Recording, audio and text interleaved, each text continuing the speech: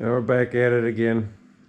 I left out the part, the sandblasting. You didn't need to see all that anyway. That's just, but we got the PJ1 factory match.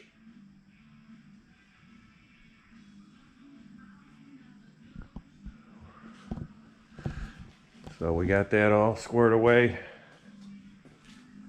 And then a little trouble with the swing arms, those axle blocks, but we'll get it. This is what's on deck next.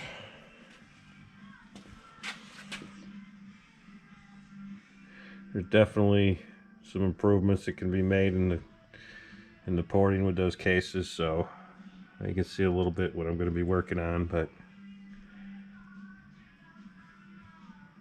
just take it one step at a time. Alright, I'm going to show you what I did here.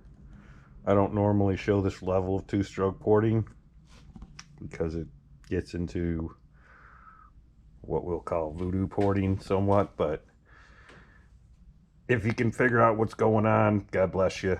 But it's not just hogging metal out, so this is what I ended up with. And I think it's going to work real good, so just so you know what I'm talking about. It's taking a little while, but it's starting to come together now. Frame's all painted up. Getting all new bearings, swing arm, linkage, everything.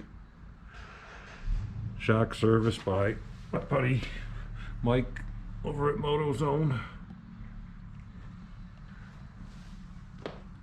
Heavy spring, Race Tech spring.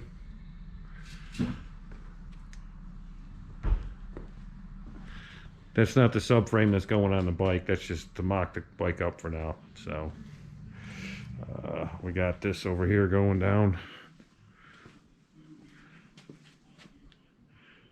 Cases are getting ready. Got them all painted up, bearings in them, seals in them.